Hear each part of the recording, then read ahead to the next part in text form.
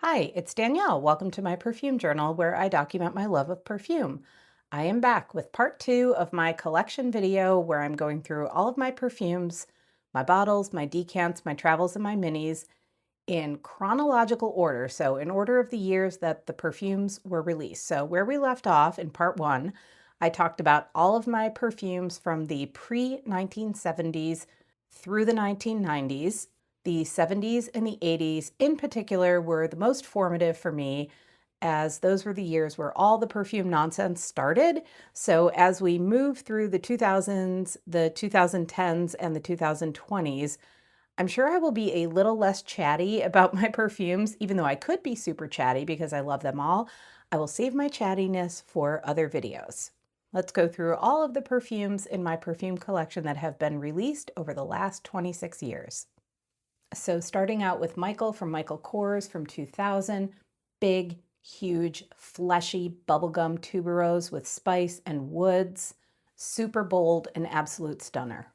Also from 2000, the lovely Miracle from Lancome, pretty, pretty pink florals, peony, damask rose, a little bit of lychee, some airy freesia, very, very light musky base, fresh, fruity, a little bit sweet, smells exactly like the color pink. The decant is Tintinage from Lorenzo Villoresi. That also came out in 2000. Smells exactly like talcum powder. Going into the year 2001, Chergui from Serge Lutens. Hay, Immortelle, and leather, but it smells like dried tobacco leaves slowly smoldering over a low flame. Very, very early 2000s Serge Lutens. Thank you, Yvette, for this one. Deep Night from Ghost. This is syrupy stone fruits that smell like a sweet, sweet compote with datura flower, which is a night blooming flower that is absolutely heady and intoxicating, all on a bed of amber and musk and vanilla and sandalwood. So lots of sweetness here, definitely some woodiness in the dry down. I always call this one Nighttime in Savannah, Georgia. The classic Light Blue by Olivier Cresp for Dolce & Gabbana came out in 2001. Very, very Italian summer. Citrus, green apple, bamboo, light florals, cedarwood musky base. Fresh, clean, aquatic, still beautiful after 25 years. And also from 2001, Dulcis in Fondo from Perfumum Roma. This is vanilla and orange. It smells like an expensive creamsicle. I know I always talk about how amazing the 70s and 80s are, but this is some good stuff. 2003, Boisferine L'Artisan Parfumeur, Perfumer Jean-Claude Elena. Amazing. It smells like this tree that grows on the Isle of Reunion, and the blooms of that tree smell like flour. And so this does smell like finely, finely milled flour. It's got a woody quality to it, but it also has just a little touch of grapefruit that gives it some brightness. It is one of the most incredible perfumes I have ever smelled, and a perfume I would definitely actually consider getting a backup bottle of. It's amazing. The beautiful, wonderful, spectacular Burberry Brit. This was my signature perfume in 2003, and after all these years, finally found the cap. And so this is the original bottle with the original Burberry plaid on it, which I absolutely love, but I'm getting to the bottom of this finally after like 23 years. And so I think it might be time to retire this little bit of the original and get myself a new bottle of the EDP. It's pear, sugared bitter almond, peony, vanilla, amber, and mahogany woods. It is sweet and creamy and floral and delicious. It's a little bit powdery, woody in the dry down. This is timeless classic perfumery from Burberry, one of the best designer perfumes ever made. Love, love, love. So the decant is Un Bois Vanille from Serge Lutens. This came out in 2003. It's a Christopher Sheldrake. It is vanilla, licorice, and sandalwood. So it has a little bit of that spiciness from the licorice, warm, delicious vanilla, and beautiful, creamy, woody base. Overall, it's a woody perfume that leans gourmand, but doesn't go all the way there. Absolutely gorgeous. Okay, this is a perfume that I was completely obsessed with when it came out in 2004. It's 8 from Abercrombie& Fitch. I typically don't go for aquatics, but this one had me. This is a fresh, citrusy, aquatic floral. It's got this really, really bright opening, very citrusy, very orangey. You've got the airy florals mixing with something that I can only describe as smelling like a lily pad, and it was one of my go-to perfumes in the early 2000s. And the beautiful Versace Crystal Noir EDT, crafted by the genius Antoine Lee. This is soapy, but also creamy, figgy, gardenia, coconutty, sandalwoody. You're dressed in really nice black trousers, black turtleneck, with a big camel-colored cashmere scarf wrapped around you. Super classy. Oh, I love Crystal Noir. I could not have planned this little grouping any better. Look at these all together. They look so pretty. Do you ever look at your perfumes and be like, oh, I love you so much? Okay, starting with Pure Poison 2004, smells like freshly laundered sheets and towels in a 5-star hotel and you're staying in the penthouse. So the decant is Quelques Fleurs Royale from Houbigant. This came out in 2004. This is a powdery, sweet floral, but it is not like the original Quelques Fleurs. The original Quelques Fleurs is very much like a sharp, sort of fresh, white floral. It's rumored to be Princess Diana's wedding day scent. This is that classic French floral profile of jasmine, rose, tuberose, violet with a musky vanilla base, but this has a dollop of honey in it that adds a sweetness that is never too much and just absolutely gorgeous. Okay, people can say what they want about Flower Bomb. I still love it. I can still remember the very first day I ever smelled this perfume on a friend that I worked with. It smelled so good on her. I was like, what are you wearing? And she told me it was Flower Bomb, and I never forgot it. This is gorgeous. Tea, airy florals, rose, patchouli. I feel like this is one of those perfumes that's going to be remembered. So in 40 years, we will look at Flower Bomb in the way that we look at Opium and Poison and Halston and Giorgio, all of these super memorable perfumes of the day. Heading into 2005, Alien from Mugler, maybe not as groundbreaking as Angel at the time, but definitely one of the most memorable scents of its decade and one of the most memorable Mugler scents. You have that incredibly huge, gorgeous, heady jasmine sambac with that cashmere wood base. If you get a whiff of Alien, you know you are smelling Alien. Another beautiful Dominique Ropillon creation, and the bottle, work of art. And then also from 2005, from Sarah Jessica Parker, It's Lovely. This is just such a beautiful, fresh, but also powdery, musky floral. You've got lavender, a little bit of apple, that beautiful narcissus in the heart. This really does smell more like a white floral though to me than it does like narcissus. When I first smelled Lovely, it was a little too sharp for me, but the more I wore it, the more I loved it. And then it has that really nice, clean, musky, woody base. Great perfume for everyday wear. Kind of reminds me of a crisply ironed white shirt. It is lovely. Okay, so now we are going from the prettiest grouping of perfumes to the oddest grouping of perfumes. The little mini is Tocca from Florence. It came out in 2006.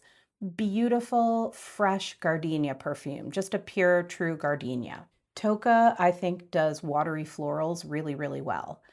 Then we have Maîtresse from Agent Provocateur. That also came out in 2006. Very, very vintage smelling, musky floral. You've got ylang ylang, osmanthus, rose, jasmine. There's some suede in the base. This doesn't go all the way dominatrix, but it does feel like dark red velvet curtains. Then we have the fabulous affordable gem Theophenol Scent. This was crafted in 2006 by Christophe Ledomiel. This smells exactly like it came straight out of the 80s. It's a gorgeous honeyed floral with a musky woody base. Incredible perfume. Still in 2006, we have Stella from Tocca. This is the hair mist, but I also have a mini to go with this. Another beautiful, airy, sweet, fresh, citrusy floral. The standout note in Stella is blood orange. It goes beautifully with the freesia and then a very light white musk in the base.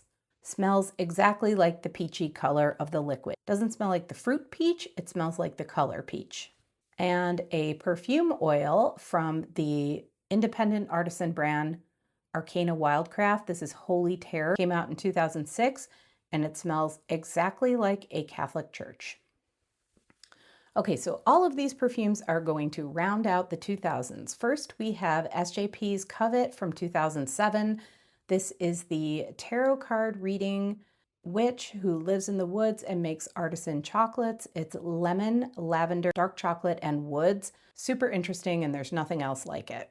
Then we have the gorgeous YSL L from 2007.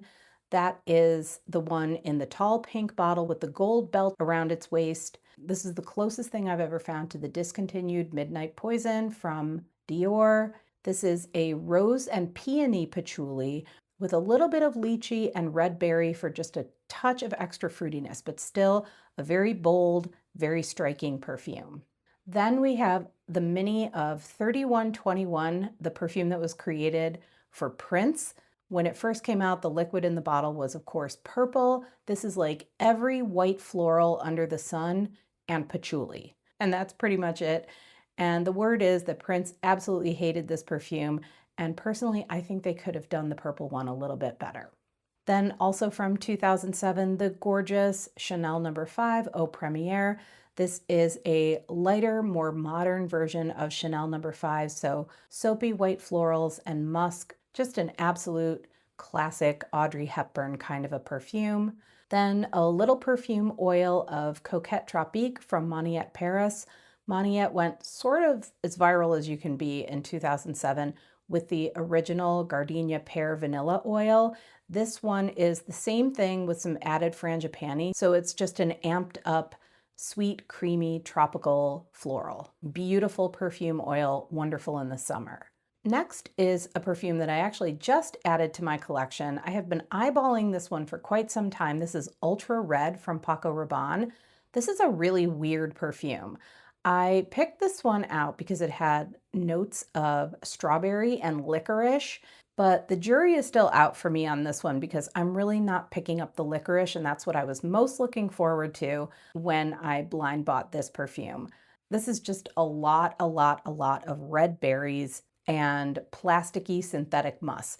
I don't dislike it. I'm just not sure if I love it. And the bottle is so weird. That pink band around the top is like squishy. And so you have to kind of like hold it like a hamburger and squeeze it with both hands to make the perfume come out. The most bizarre bottle design, but I kind of love it for that. Next is By Night White from Profumi del Forte. It's an Italian brand. I saw this in a little perfume boutique and I noticed that the nose behind it was Bertrand Duchefort. And I was like, huh, interesting. So I gave this one a sniff and this was like an impulse buy. This smells like a musky lemon gelato with like an orange tree with the flowers and blooms just kind of like wafting a little bit behind you. It's very, very Italian. This is another perfume that I like, but I'm not sure that I love. But it was one of my Vacation Danielle purchases, very impulsive. And then finally, from 2009, Dolce & Gabbana's L'Imperatrice, which I think smells exactly like a Dole lunchbox fruit cup. Watermelon, kiwi, aquatic, fresh, juicy, delicious. Just turning the camera momentarily to show that my desk is becoming a ridiculous pile of perfumes, and I'm gonna have to start clearing these off to make room for the next round. Okay, this is an interesting little grouping because all the bottles kind of look the same. So first up, English Pear and Freesia from Jo Malone, perfumed by Christine Nagel, who then went on to be the head perfumer at Hermes. This is pear, freesia, and patchouli. I think the patchouli in this is really, really sharp though. In fact, a lot of these Jo Malones don't agree with me anymore. They give me a headache because the patchouli is so sharp. These are still kind of nice to like spritz around the house when the windows are open.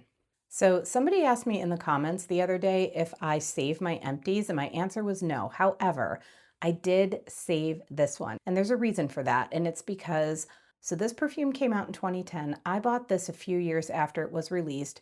the year that I got a pretty good promotion at work and I wanted to celebrate by buying myself a fancy perfume, and this is what I chose. And this was my signature scent for many, many years.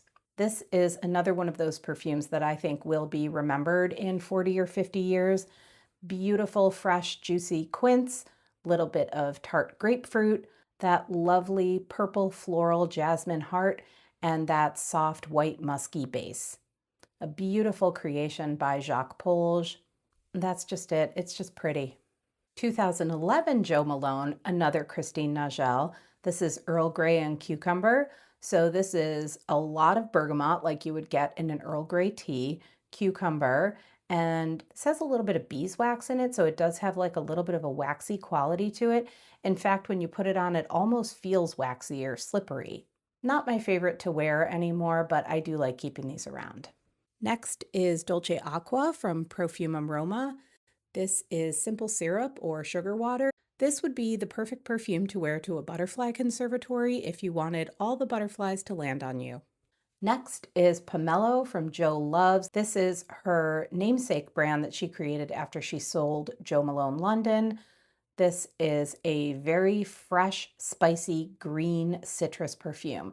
It's pomelo, there's a bunch of clove in here, and a little bit of patchouli in the base. This isn't like super fresh, but it is very, very crisp.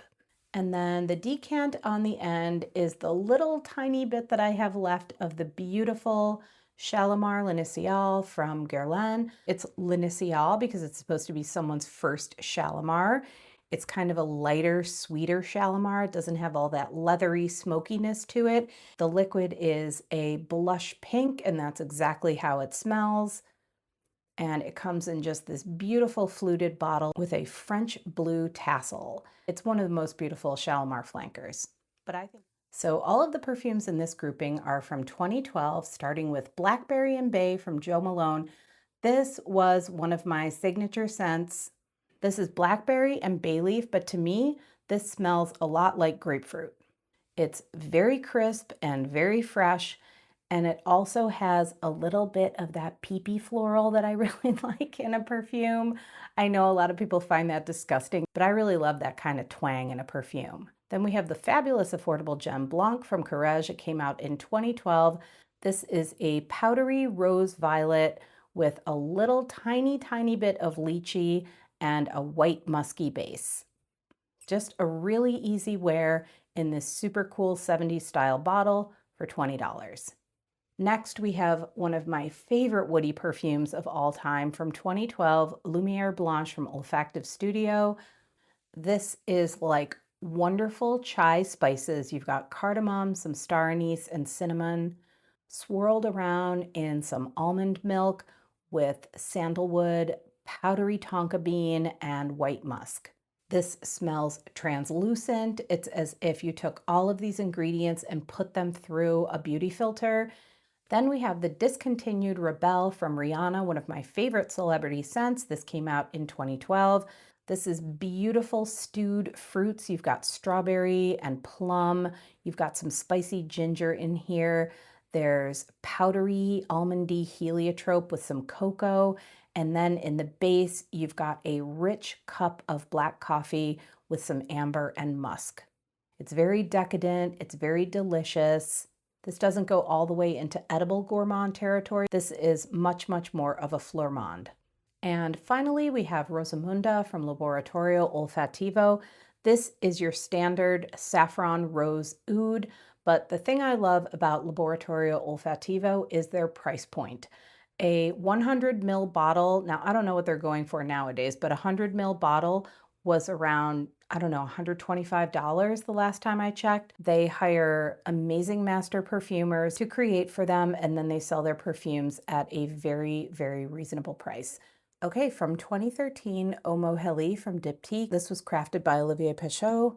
This is basically ginger and ylang ylang. It's bright, golden, fresh, zingy, probably my favorite warm weather perfume. Next, also from 2013, Peony and Blush Suede from Jo Malone. This is again from the Christine Nagel years. So this is pink peony and rose with some suede. It's very soft, it's very velvety, It wears like a floral cashmere sweater.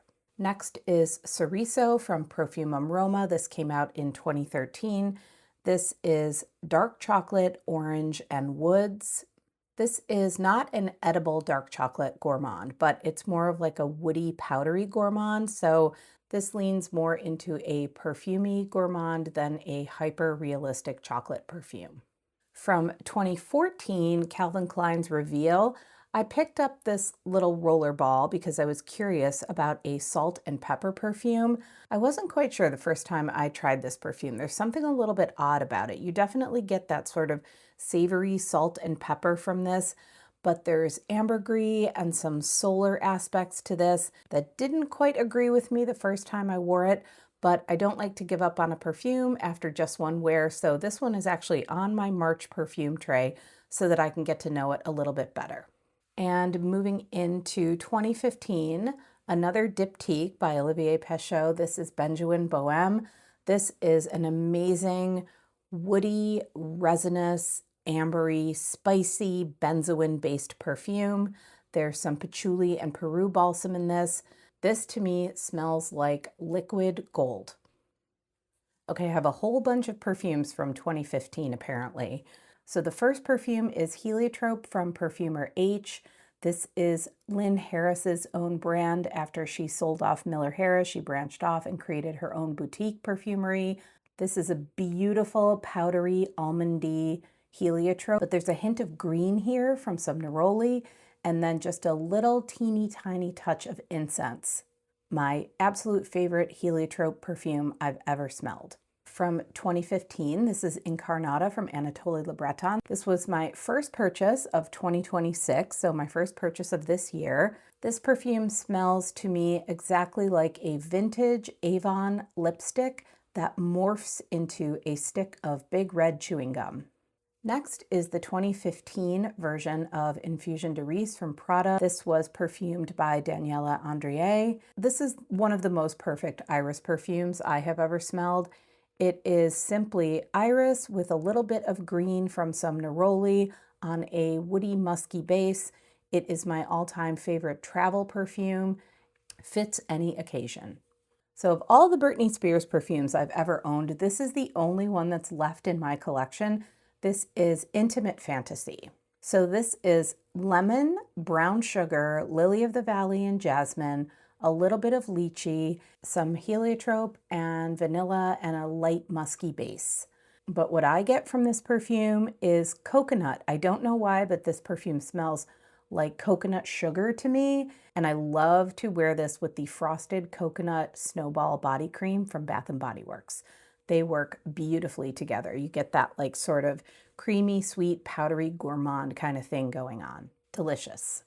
And a super affordable gem from 2015. This is La Fille de l'Air from Courrèges. This perfume goes for about $20 and it's a Fabrice Pellegrin creation. This is just neroli and orange blossom on a base of very light white musk and just a teeny tiny bit of cedar.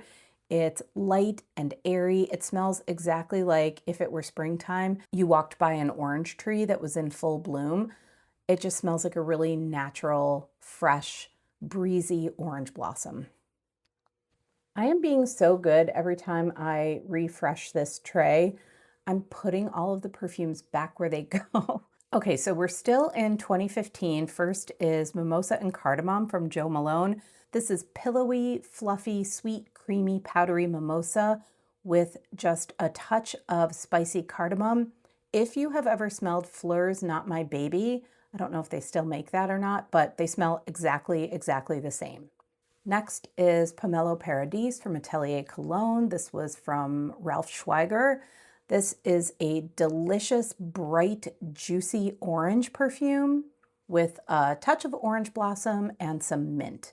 Super sweet, super refreshing. Love this one in the summer. Atelier Cologne does citruses really, really well. Okay, next is a really oddball, underrated gem that I discovered from a pal on Instagram. It's Temps de Peace from the designer Andre Putman. This perfume smells like the story of the gingerbread man. Run, run, run as fast as you can. You can't catch me, I'm the gingerbread man. So it smells like the gingerbread man who has been running through an old church. Okay, next is White Rose and Lemon Leaves from Joe Loves from 2015. This is a gel perfume that you brush on. I don't know why I bought this. It was like a novelty thing. And so I just thought it'd be kind of fun to like paint yourself with perfume.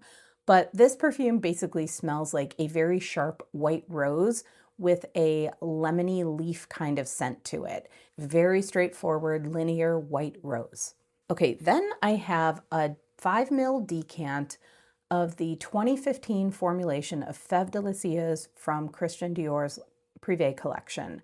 This is a François Desmarchais creation. It is spectacular. The hero note of this is the most incredible tonka note. It's powdery and spicy, a little bit ambery. It is delicious. There's a little teeny bit of bergamot at the top to open it up, and then a beautiful rose vanilla swirling all around the tonka. This is actually a good time to point out that when it comes to these super expensive perfumes, I am usually the person who will seek out a little decant instead of a bottle. That is not to say that I would not splurge on something more expensive or save up for a really special bottle. I absolutely would do that. But what I have found in my own experience is that often a little decant just does the trick. So going back to Atelier Cologne, we're hopping into 2016. This is Clementine, California. This is actually a Jerome Epinette perfume. This is another beautiful, bright citrus. This one is a little more rind-like than Pomelo Paradis, where Pomelo Paradis is very, very juicy. This is a little more crisp and green. There's some juniper in here, which adds to just a little hint of bitterness, just a little bit of bite, but not too much. Another really wonderful, refreshing perfume for warm weather. And then from 2016, the amazingly stunning L'Ange Noir from Givenchy. This perfume is unbelievable. This is a perfume that I did not love when I first purchased it. I came across this when I was on like a sesame kick and I was looking for a perfume with a sesame note. So this is almond, iris, sesame, and tonka. And when I first smelled this, I was like, this is kind of weird. It's soapy and nutty at the same time. And now I absolutely love this perfume. It is soapy and nutty and powdery and just a little tiny bit creamy. It is an amazing perfume and one of my favorites to wear to bed. So this grouping is all from 2016, starting with Mother Nature's Naughty Daughters from 4160 Tuesdays, the independent artisan brand created by and perfumed by Sarah McCartney. So this is a really cool conceptual perfume. This is made from a lot of restricted materials. That's why it's called Mother Nature's Naughty Daughters. This is a nutty, malty, jammy rose. There's some hazelnut, there's rose, there's red berries, there's a hay-like broom note, and then there's malt and resins and moss in the base. This is sort of reminiscent of Lush's Rose Jam, but leaning less onto the floral side and more into the like earthy, malty, nutty side. Beautiful. Then we have Nashi Blossom from Jo Malone, a 2016 Fabrice Pellegrin creation. I don't even like this perfume. I was talked into this perfume because it was a new release by a Jo Malone sales associate, and I don't know why I let her talk me into it, but I did. This smells like mildewed shampoo to me. I don't even know why I'm hanging on to this, probably because it was a limited edition and I just can't seem to let go of limited edition perfumes, but I do not like this scent at all. On the flip side, a scent that I adore is Nightingale from Zoologist. 2016 perfumer is Tomu Inaba. This is an amazing vintagey style floral chypre, and the hero note in the floral heart is plum blossom. This is one of those perfumes that's really, really difficult for me to describe, but it gives me the feeling like you have walked into an abandoned Victorian house and the bedroom is like still intact, but it's covered in dust. It has like cabbage rose floral wallpaper and lace doilies on like dark mahogany furniture. And there's still a vase sitting on top of the dresser. And for some reason, because it's a magical abandoned house, the plum blossoms are still in bloom. I don't know. That's the best that's the best I can come up with this perfume because it is so special and unique. And it's really, really strong. I mean, I've had this for a year now and I've only used maybe 2 mils of it because I only put 1 or 2 sprays on at a time. Then we have Nirvana Rose from Elizabeth and James. This is the celebrity fragrance line that was produced by Mary-Kate and Ashley Olsen. I can still remember the day I walked into a Sephora in JCPenney's and smelled this line for the first time. I was like, huh, this is pretty good for a celebrity line. This is a very deep, dark, sharp rose with some geranium and some vetiver. You really have to love rose and a dark, sharp rose to love this one. This is not shy. This is a very bold perfume, and I think the bottles are awesome. And then we have one of my favorite discoveries in my rabbit hole research of perfumes. This is Peau de Soie from the industrial designer and architect Philippe Starck. This was created by Dominique Ropion, and this is one of those skin-like scents, but it has some aromatic qualities to it. I always say if you have ever seen Philippe Starck's ghost chairs, that's the piece of furniture he's probably most famous for. It's like a Louis I want to say 16th style chair. And instead of being made out of like heavy wood and upholstery, it's made out of clear lucite. And so that's what this perfume is giving to me. It's got like some structure to it and some heft to it, but it's also very like light and transparent. Okay, we are still in 2016. The first perfume is Pop from Stella McCartney. This was a gift to me from the wonderful cast from Skin Scents for Fusspots when we had a little meetup last year to have coffee and go sniffing, and it was awesome. This perfume is amazing and it smells like a doll head. Next is Narciso Poudre from Narciso Rodriguez, 2016. The perfumer is Aurélien Guichard. This is a fluffy, marshmallowy, creamy, powdery floral. It's just jasmine, rose, that signature Narciso musk on a bed of light woods. I love this perfume to bits. In my top 5 perfumes of all time, Stash from Sarah Jessica Parker, 2016. This is one of the most amazing woody perfumes ever. It is woody, it's spicy, it's aromatic, it's earthy, it's resinous. It has sage and pepper. There's a ton of cedar in here. There's ginger and patchouli. It's a little bit nutty. There's some pistachio in here. There's incense that gives just a little hint of smokiness to it. This basically smells like an expensive bonfire. It's amazing. Okay, then we have the viral This Is Her from Zadig and Voltaire. This came out in 2016. This is a perfume that I bought because I fell for the hype. I probably discovered like the online world of perfumes in the mid 2010s. So I want to say like 2013, I was probably reading perfume blogs. 2016 is when I started watching perfume videos. And at the time, everybody was talking about this perfume, describing it as this amazing milky chestnut gourmand. So I blind bought this perfume. And so while I think it's an interesting composition, I do not like it on me at all because on me, it smells like baby vomit. It smells like spit up. From 2016, this is Shantung. It's blackcurrant and lychee, then there's peony and rose, and a woody musky base. Very straightforward composition. This is a very Italian version of a fruity floral. Okay, we're almost through 2016. We're going to start out with Myth from Ellis Brooklyn and Fable from Ellis Brooklyn. These 2 perfumes were part of their inaugural collection, and they were perfumed by Jerome Epinette. And I first discovered Ellis Brooklyn in 2016 because there was an ad on Instagram for a discovery set that looked like a collection of library books. And I was like, that's kind of cool. It was $20, so I purchased the discovery set. These were my 2 favorites. So Myth turned into a full bottle and Fable turned into a travel size. So Myth is just a really nice, simple, fresh floral. It's ambrette, jasmine, so very much in the line of things like Calvin Klein Beauty, La Perla's Luminous, Guess 1981, wonderful for every day, totally inoffensive, great perfume. Fable is a honeysuckle perfume with an ambery woody base. So to me, this isn't like a fresh, bright, sweet honeysuckle. It's a little bit deeper and moodier.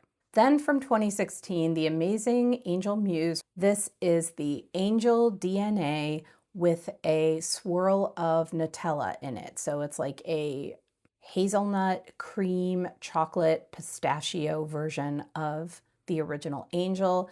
It is super strong, super perfumey. I've only ever had this little travel spray. It's lasting me forever. I don't think I will need a full bottle. And now that I have Angel Stellar in my life, it is scratching the itch for a nutty version of Angel. And since Angel Muse is kind of hard to find now, it's been discontinued, so it's all price gouged. I'm super happy with my bottle of Angel Stellar in its place. Okay, then we have one of the most special perfumes in my entire collection. This is Creamy Vanilla Crumble from 4160 Tuesdays, but this is the peach version. Every once in a while, Sarah McCartney will offer the opportunity to customize her scents with an additional ingredient or note. And so I was on vacation one year, I went to her studio. So I chose this beautiful gourmand creamy vanilla crumble, which basically smells like the shortbread cookies in a traditional English crumble. And so she told me the day that I was at the studio that she had just acquired this peach material that smelled hyper realistically like a freshly picked ripe peach. And so together we went over to her little laboratory room and kept adding drops of peach into the bottle until it smelled just right. And we landed on this, which is now called Peachy Vanilla Crumble. So this is definitely one of my most treasured perfumes in my entire collection. And then from 2017, this is one of the most underrated gems in the affordable perfume world. This is from the House of Grey. They are responsible for classic perfumes like Cabochard and Cabotin. And this is Fruit de la Créativité. So this is basically a raspberry rose on a bed of coffee and leather. The raspberry is bright and juicy, the rose is soft and velvety, and then the leather is very brushed and matched with that coffee. This perfume is awesome. I think I paid $30 for this bottle. Now it is unfortunately discontinued, but if you live in the UK or the EU, you might still be able to find this. For me, when it's gone, but until then, I'm gonna enjoy every drop of this perfume. I have no idea how long this video is going to be. I think I am gonna have to break this into 3 parts. Okay, so this is Guess 1981 from 2017. This is in the same vein as like Ellis Brooklyn Myth. This is Ambrette, Jasmine, Cedarwood, Musk, but there's a pear note in here. So that adds a little bit of fruity freshness to this kind of composition. I love this one. This does not last at all. You really have to like soak yourself down in this and spray it all over your clothes, but I don't mind because this is a very inexpensive perfume. Another fabulous perfume, this is Katy Perry's Indie. This is a perfume where I feel like the notes do not match what I smell at all. So the notes are white tea, bergamot, plum, cedarwood, lily of the valley, cyclamen, musk, amber, tonka. What I get is, so this is just a really nice, smooth, creamy, woody perfume. Unbelievably inexpensive.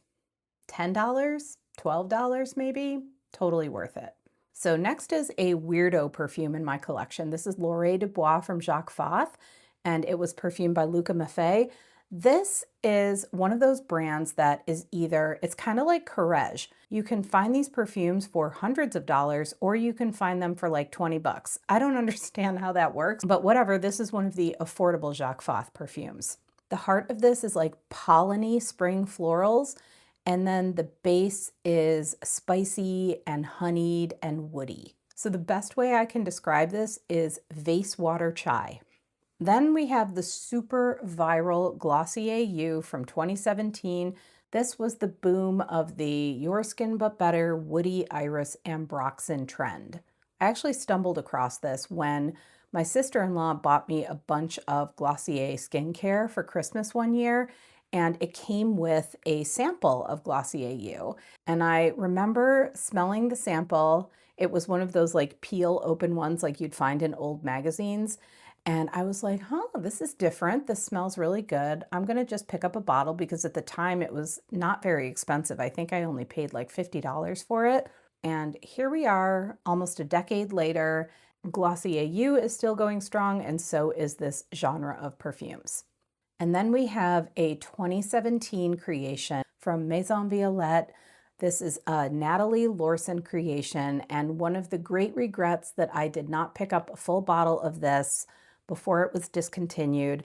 I first heard about this perfume from John at Scented Snowdrops. He talked about this perfume all the time, and it is amazing. This is a purple floral. It's violet and iris with a little bit of fruitiness from some peach and plum on a mossy, musky base.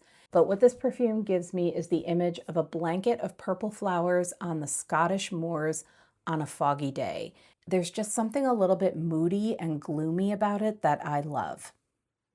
Look at this pretty little grouping. Okay, starting with Stash Unspoken from Sarah Jessica Parker. This is quince, honeysuckle, and peony on a musky, sandalwoody tonka base. This sort of feels like me. It doesn't smell like Burberry Brit, but it feels to me like Burberry Brit. It's that kind of sweet, creamy, fruity floral with a woody, musky base. It's fabulous. Then we have Stash Privé, a gift from my friend Stacy. Thank you, Stacy. This also has quince in the opening. This is orange blossom and a woody, musky base, and then there's a little bit of aromatic sage in here. So where Stash Unspoken is a sweet, creamy woody floral, this is more of a fresh, citrusy woody floral. Okay, next we have the amazing La Petite Robe Noire Black Perfecto Flanker from Guerlain. This came out in 2017 and it was perfumed by Thierry Wasser. I heard about this perfume from the fabulous Claire Smith. This perfume will always and forever remind me of her. She always speaks so passionately about this perfume, and so I went ahead and blind bought it with zero regrets. This is a sweet kind of cherry-like rose with some almond, tonka bean, patchouli, and leather. So this is the little black dress, but instead of making it cotton or wool or silk, this is the leather version. It is really, really beautiful. Then from 2017, we have Rose Extase from Nina Ricci. This is a Francis Kurkdjian creation. This is basically a raspberry vanilla rose. It's sweet and light and delicate and creamy. This smells like a delicious raspberry rose milk. And going into 2018, we have Born Lovely from Sarah Jessica Parker. This is a very sweet, fruity floral. So this is mostly honeysuckle with some blackcurrant and then caramel in the base. This is Elixir Essence from Raja Parfums. So this is a beautiful musky lipsticky rose with a very, very pronounced plasticky smell to it that I absolutely love. It's sparkly and a little bit sweet and powdery and again, a lot plasticky. Then we have one of my favorite discoveries of 2025. This was another gift from Cass. This is Embrace French Lavender and Tuberose from Vera Wang. This is Mandarin Orange, Tuberose, Lavender, Vanilla, and Cocoa. It is that fresh and clean, but also sweet and creamy profile that I absolutely love. I was obsessed with this perfume last year, and now I'm on my second bottle. Then we have a beautiful, inexpensive perfume from Chopard. This is Felicia Roses. This is another really pretty raspberry rose. It's fresh and sweet and fruity. Very, very easy to wear, and I think Chopard makes some really wonderful perfumes at an excellent price. And then from 2018, we have two perfumes from Miller Harris that came out in a collection of, I want to say there were 4 or 5 perfumes in this collection. Lost in the City, Wander Through the Parks, Dance in the Something, Lost, Wander, Dance, something else. Anyway, I loved Lost in the City because it is a rhubarb perfume. This is meant to kind of evoke the idea of sipping an Earl Grey tea on a rainy day. You definitely do get a little bit of a petrichor kind of accord, along with that sharp, very piquant rhubarb. There's some blackcurrant and geranium. So this whole perfume feels very green and very wet. But again, you also get that sort of like petrichor accord, which gives you the feeling of being in a city, like rain on pavement. I picked up this little 15 ml of Wander Through the Parks that was part of this collection. This is very, very, very green. It has nettle and galbanum. There's violet leaf in here, a little bit of patchouli, and there's some fruity notes. There's some fig, there's some blackcurrant, there's some grapefruit. This reminds me a lot of the green perfumes from the 1970s that I really love, but with a modern twist. So these three perfumes are all from 2018. The first is Mon Guerlain in the EDT. This is a lighter, fresher take on the Mon Guerlain profile of pear, lavender, white florals, and vanilla. It's creamy and cozy and enveloping, an absolute classic for a reason, and another one of those perfumes that we will be talking about in 50 years. Then we have the gorgeous, I don't know why it was discontinued, Narciso Rouge. This is a lipsticky rose iris with that signature pillowy, marshmallowy, fluffy Narciso musk and some powdery tonka bean. It is dramatic and glamorous and beautiful. And then one of my favorite incense perfumes in my collection, this is Secreste from Laboratorio Olfativo. This is your classic churchy incense, but it has like a green, piney kind of a feel to it. So almost like a church that has been plopped in the middle of a pine forest. Rounding out the 2010s are 4 perfumes from 2019. The first is another Chopard from the Happy line. This is Bigoradia. This is all about the bitter orange tree with a hint of sweetness from a carrot note and some honey. This is wonderful. I've tried a lot of sweet orange blossom scents, and none of them have ended up working out for me, but this one I love. It's just the right amount of sweetness that doesn't overpower the fresh green quality of the orange blossom. It's like perfect balance. Then we have a super inexpensive Neroli Intense from Jean en Provence. So it's all the greenness of the orange blossom with just a little tiny bit of grassy vetiver woodiness. And then my beloved Violet Ida, my lipstick on a bunny perfume. It's got carrot seed, violet leaf, orris butter, vanilla, amber. It just smells like lipstick on a bunny. That's the only way I can describe it. And then another example of a perfume that I opted for a decant of, this is Black Tie from Celine. Celine perfumes feature the most incredible orris butter and vanilla, and the price tag matches the quality, so that's why I went for just a little decant. This is just a showcase of glorious vanilla and orris butter with a little bit of a woody, mossy base. So if you've ever smelled their perfume Dans Paris, which smells a little bit lighter and fluffier, this is the same idea, but make it a little more darker, deeper, and more elegant, perfectly named as Black Tie. So we'll pause here at the end of the 2010s. So these were all of the perfumes in my collection from the year 2000 to the year 2019. And so we'll finish up in part 3 with all of my perfumes from 2020 to the present. And then I'll show you my perfume cabinet and how I organize all of my perfumes. Okay, making a collection video is a bigger project than I thought. Thank you so much for watching, for spending your time here with me, for chatting perfumes with me in the comments. I really enjoy it. And I'll see you soon for part 3, the final installment of my entire perfume collection as of March 2026. Hope you have a really great day. Bye.